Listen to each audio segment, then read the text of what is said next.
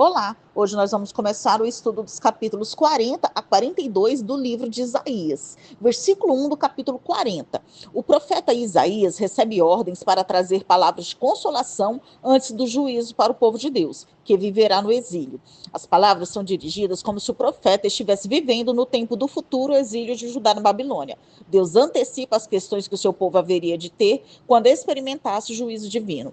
Versículo 2. A servidão se refere ao futuro exílio babilônico. Afirmar que o povo recebeu a punição em dobro é uma forma de dizer que sua pena estava plenamente cumprida diante de Deus. Versículos 3 e 4. Um mensageiro convoca seus ouvintes para prepararem um caminho que dê acesso rápido e fácil para Deus retornar à terra prometida, a fim de restaurar o seu povo. O deserto era difícil de cruzar por ter vales profundos e altas montanhas, mas em preparação para o retorno, esse terreno acidentado estaria aplanado, fácil de percorrer. O cumprimento mais imediatamente em vista é o retorno do povo judeu após o término do exílio, mas o cumprimento final desses versículos encontra-se na obra de Jesus Cristo, como indicada pela citação do versículo 3, junto com Malaquias 3, versículo 1, e em Marcos 1, versículos 2 e 3, e a identificação da voz como sendo a de João Batista. Havia o costume de alguns monarcas orientais de enviarem emissários adiante de si para retirar obstáculos, pavimentar estradas, endireitar caminhos cheios de curvas, aplanar estradas e vales e nivelar montanhas. João tinha a tarefa de preparar as pessoas para a chegada do Messias. Versículo 5. Israel veria a maravilha e a magnificência do Senhor quando ele os libertasse do cativeiro na Babilônia, mas Deus revelaria a sua glória e o seu poder de maneira ainda maior por meio de Jesus Cristo, que libertaria as pessoas do cativeiro do pecado e preencheria o abismo da separação de Deus. Deus revelará a sua glória ainda mais quando Cristo retornar. Versículos 6 a 8. Outro mensageiro compara a humanidade à erva e às flores do campo, possuindo ambas uma beleza frágil e de pouca duração. O contraste é com a palavra de Deus que permanece. Talvez o contraste dê a entender que os babilônios, embora aparentemente poderosos, desaparecerão, mas a palavra de Deus, que havia prometido restauração ao seu povo, não falhará. Versículo 9. A confiabilidade da promessa de Deus exige um anúncio público solene e sincero. Eles devem proclamar a mensagem pela fé, independentemente das condições do momento. Os exilados judeus voltarão para a terra prometida, pois é nela que o Messias divino deve aparecer. Versículos 10 e 11. A salvação, a bênção e a consolação são associadas à vinda do Senhor e a sua presença no meio do povo fiel. Ele veio com poder e autoridade, como um poderoso governante, porém a sua presença é como a de um pastor misericordioso que cuida de suas ovelhas. A Bíblia descreve Deus como aquele que toma em suas mãos uma ovelha individualmente para resgatá-la e protegê-la e para conservá-la perto dele. Embora Deus seja todo-poderoso e as nações do mundo sejam como pó para ele, ele ainda cuida de cada um de seus filhos de modo pessoal. Versículo 12. Somente Deus tem o poder de criar o universo e a Terra em perfeito equilíbrio, ponderando perfeitamente montanhas e mares, de modo que a Terra se mova perfeitamente no espaço. Esse tema do equilíbrio do nosso planeta é chamado na ciência de isostasia. Versículos 13 e 14. Isaías ressaltou a incomparável sabedoria de Deus. Deus não precisa de professor, ele é inerentemente sábio e dá conselho a outros. Versículos 15 a 17. Visto que as nações circunvizinhas de Israel, que o haviam oprimido, eram de fato insignificantes em comparação com a grandeza e o poder de Deus, elas não poderiam impedir que os objetivos do Senhor fossem alcançados. A libertação que ele traria a Israel era certa. O Líbano era uma região fértil, conhecida no Antigo Oriente Médio por seus bosques de cedros muito altos e por seus pássaros e outros animais. Deus é tão grande e merece um louvor tão grande que nem mesmo toda a madeira e todos os animais do Líbano seriam suficientes para lhe oferecer os sacrifícios que lhe seria apropriado. Versículos 18 a 20. O profeta indicou sarcasticamente a futilidade de se tentar representar a imensidão de Deus, seu poder, sabedoria e recursos na forma de um ídolo feito por mãos humanas, independentemente do quanto ele seja ornamentado, durável e imóvel. Versículo 21. Ao longo da história da humanidade, as pessoas têm ouvido falar, por meio de revelação especial da parte de Deus, que foi o Senhor e não os ídolos quem criou todas as coisas. Eles também puderam aprender isso a partir da revelação natural, na medida medida em que a razão contempla a natureza. Versículos 22 a 24. Deus não somente é superior aos deuses das nações, ele está igualmente muito acima dos governantes das nações. Ele é o supremo soberano. Seu trono não está na terra, mas sobre o globo da terra. Algumas versões trazem a palavra redondeza, que é usada para descrever a forma esférica da terra, sobre o qual ele se assenta. Isso implica o fato de que Deus sustenta e mantém a sua criação de maneira contínua. Quando olha para baixo, os seres humanos parecem insetos para aquele que desenrolou os céus. Versículos 25 e 26. Nada se compara a Deus, nem mesmo ao exército celestial. As religiões do Antigo Oriente acreditavam que as estrelas eram deuses. A religião de Judá afirmava que Deus criou as estrelas. O fato de ele conhecê-las pelo seu nome indica que elas eram sua criação e eram protegidas pelo seu poder. Israel era insensato ao comparar esse Deus soberano e todo-poderoso Senhor com os falsos deuses das nações vizinhas.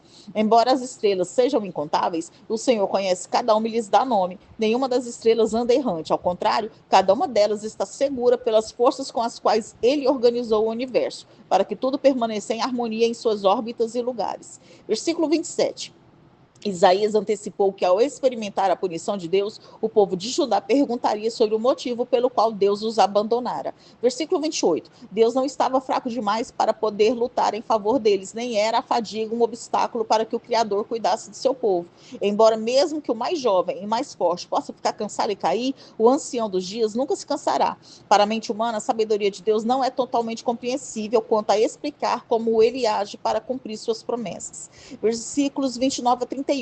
Deus não somente possui força, mas dá essa força e vigor ao seu povo. O critério para receber o vigor de Deus não é ter juventude, mas esperar. Aqueles que esperam em Deus terão uma fonte inesgotável de vigor. Agora nós vamos estudar o capítulo 41, versículo 1 do capítulo 41. As ilhas se referem a terras distantes e assim representam todas as nações do mundo. Os profetas muitas vezes usavam a linguagem da sala do tribunal. Aqui, Deus julga as nações e seus ídolos. As nações devem se calar enquanto Deus apresenta a evidência de apoio do seu caso. O Senhor desafiou as nações que se recusaram a esperar nele a escolher seus melhores argumentos para defender sua causa diante dele. Versículos 2 e 3. Aquele que vem do Oriente e subjuga reis é uma referência a Ciro, rei da Pérsia, a quem Deus usou para derrotar a Babilônia em 539 a.C. Ele pôs fim ao exílio de Judá. Ciro realizou suas conquistas com grande facilidade em territórios em que ele nunca havia estado. As conquistas de Ciro foram rápidas e ele se manteve seguro até estender as fronteiras da Babilônia. Versículo 4. A ascensão de Ciro não é uma situação isolada, e sim uma evidência do plano divino que governa os acontecimentos da história desde o princípio. Este versículo transmite a ideia de que o Senhor é o único Deus, o governante de cada detalhe da história. Versículos 5 a 7. Em vez de se voltarem para o Senhor, quando viram Ciro se aproximando, as nações, em busca de socorro, se voltaram a fazer mais ídolos. O artífice, o artesão e o ourives eram os que criavam ídolos em quem as nações confiavam. Versículo 8. Enquanto as nações experimentam a ira de Deus às mãos de seu agente Ciro, Deus novamente fará do Israel um amigo seu.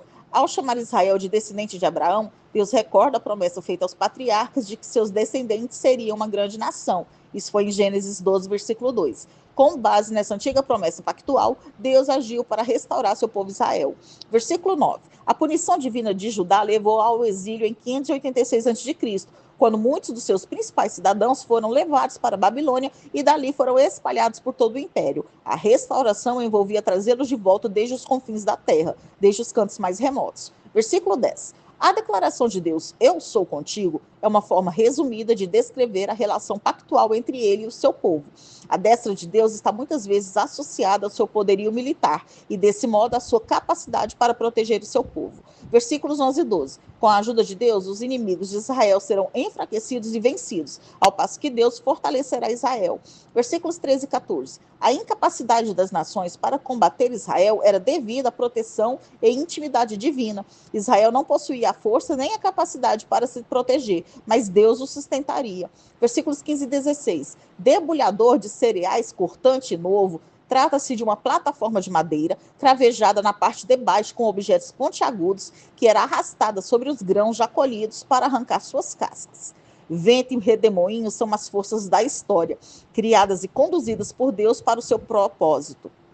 O frágil povo de Deus é transformado em uma força poderosa, capaz de remover até mesmo obstáculos montanhosos para o jubiloso propósito de Deus. Versículos 17 e 18. A expressão os aflitos e necessitados aqui se refere ao próprio povo destituído de Deus, a quem ele puniu.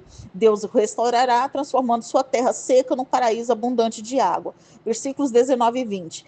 Estas árvores são símbolos de beleza, utilidade, crescimento e vitória, justamente em circunstâncias que, humanamente falando, não ofereciam condições para nada. Deus age na história, tanto em juízo como em salvação, para a sua própria glória. A história não é apenas controlada por Deus, compreendida corretamente à luz da palavra de Deus. A história também manifesta o caráter do Senhor, como todos, por fim, haverão de reconhecer. Versículo 21. Mais uma vez, Deus usa a linguagem jurídica ao desafiar as nações e seus ídolos. O rei de Jacó não é outro senão o próprio Deus. Versículos 22 a 24. Deus desafia as nações a predizer o futuro consultando seus falsos deuses, seus ídolos inúteis. Ninguém podia falar sobre o futuro com a mesma exatidão de Isaías, que profetizava em total dependência do Espírito do Senhor. Versículo 25. No versículo 2, Ciro é apresentado como aquele que vem do Oriente, e aqui como aquele que vem do Norte do Oriente. Sendo líder do Império Medo-Persa, Ciro representa o Norte, que é a Média, e o Oriente, que é a Pérsia. Ciro foi um diplomático porta-voz divino, mas não era um seguidor do Senhor Deus. As políticas de Ciro, no entanto, faziam parte da estratégia de Deus de revelar-se na história. Versículos 26 e 27. Os falsos deuses nada predisseram sobre a vinda de Ciro. O verdadeiro Deus o anunciou com tanta antecedência seu profeta Isaías. Esta prova da veracidade do profeta só entraria em vigor um século e meio depois da morte deste. Daí o livro inteiro passaria a ser uma carta espiritual do povo restaurado de situações tão difíceis no meio de tanta perseguição. Versículos 28 e 29. As nações e seus ídolos são débeis. O parecer do Senhor sobre os ídolos é que eles são vazios e sem valor. Agora nós vamos estudar o capítulo 42. Versículo 1 do capítulo 42. Em contraste com os ídolos e com as nações que adoravam ídolos, Deus apresenta seu servo como a única esperança das nações, o Messias. O servo messiânico é a única esperança de um mundo verdadeiramente justo. Este Messias trará perdão e saúde espiritual para os indivíduos, mas também estabelecerá justiça perfeita em todos os governos terrenos. Versículo 2. O servo não será espalhafatoso nem ofensivo no cumprimento de sua tarefa. Ele não gritará na dor. Isso toma por certo que o sofrimento fará parte do futuro do servo. No Getsêmani, Jesus seguiu calmamente quando foi preso. Mais tarde, ele pacificamente carregou a trave de sua cruz por parte do caminho, enquanto seguia pelas ruas em direção ao local de sua execução, o Gólgota.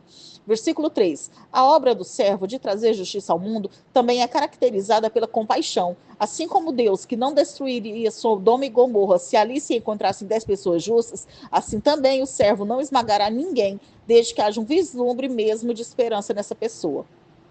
Versículo 4. O servo não é enfraquecido pelas exigências da sua missão. Isaías usa a imagem das terras que circundam o mar Mediterrâneo, usando a expressão as terras do mar, para indicar os povos mais remotos da terra. O servo praticará a piedade na terra. Ele será maior do que Moisés, sendo mediador de uma nova aliança que capacita as pessoas a guardarem a sua lei. Versículos 5 a 7. O servo é o mediador da aliança com o povo, isto é, ele representa o povo na aliança de Deus. Ele se tornará uma luz para os gentios, levando-lhes o conhecimento de Deus. Provavelmente é isso que está por trás do que Jesus diz em João 8, versículo 12. O servo trouxe aqueles que estavam em trevas espirituais e físicas para a luz da graça de Deus. Versículos 8 e 9. Deus é superior às imagens, pois os ídolos, na verdade, não são nada. Afinal, eles não podem interpretar as primeiras coisas que passaram, nem anunciar as novas coisas do futuro. Versículo 10. Este é um louvor sem precedentes, jamais ouvido antes, marcando a grandeza da revelação do servo na história e a alegria por sua libertadora chegada. Versículos 11 e 12. Quedar se refere a uma tribo árabe que habita no deserto, enquanto Selá era uma grande cidade em Edom, uma região montanhosa. Os dois locais representam, assim, regiões isoladas, desérticas e montanhosas. Anunciar a glória do Senhor é proclamar suas virtudes, e esta é a tarefa dos gentios convertidos. Louvar a Deus na presença de outros gentios, a fim de trazê-los às fileiras do povo de Deus. Versículo 13. Isaías descreve o Senhor como um guerreiro divino em quem a esperança se encontra. A segurança vem através do conhecimento de que, quando o zelo do Senhor está agindo, ele concretiza o seu plano. Versículo 14. Para os exilados judeus na Babilônia, a impressão era de que Deus estava demorando, mas a verdade é que o sentimento de Deus por eles estava ficando cada vez mais intenso. Assim como uma mulher grita ao entrar em trabalho de parto, assim Deus, no momento em que ele julgar mais oportuno, se esforçará em fazer com que seu propósito seja cumprido. Versículo 15. A manifestação de Deus como um guerreiro é descrita muitas vezes como trazendo resultados catastróficos para a criação física. A fertilidade cessa por algum tempo e secam-se as fontes de água. Também pode ser linguagem metafórica para o fato de que, no sentimento de Deus por seu povo e para sua própria glória, nenhum obstáculo na sociedade humana pode impedi-lo. Versículos 16 e 17. Nenhuma incapacidade humana pode derrotar o gracioso propósito de Deus. Seus caminhos são tão contrários à compreensão humana que aqueles aos quais liberta podem muito bem estar cegos, em trevas e em terrenos ásperos, que Deus os guia mesmo assim.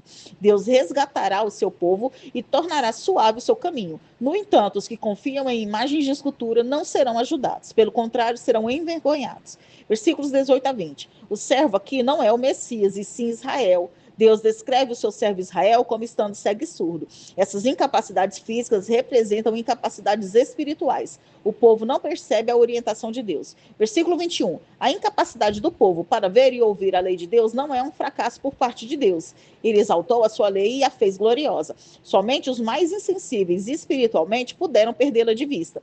Deus ainda enviou os profetas, homens como Isaías e mais tarde Jeremias e Ezequiel, para tornar sua lei mais clara, mas o povo não obedeceu. Versículo 22. O povo de Deus tornou-se presa, uma referência ao juízo que ele traria sobre a nação, especificamente o exílio. Ninguém o ajudaria. A referência a cavernas diz respeito a prisões provisórias semelhantes à cisterna na qual Jeremias foi mantido preso em Jeremias 38. Versículos 23 a 25. A queda de Israel não pode ser explicada como sendo um fracasso de Deus. Ele é poderoso e seu poder se voltou contra o povo porque este se voltou contra a palavra de Deus. O verdadeiro problema do povo de Deus, portanto, não é o seu cativeiro na Babilônia, e sim sua desobediência a Deus. É isso que eles precisavam entender. Nós estudamos aqui os capítulos 40 a 42 do livro de Isaías.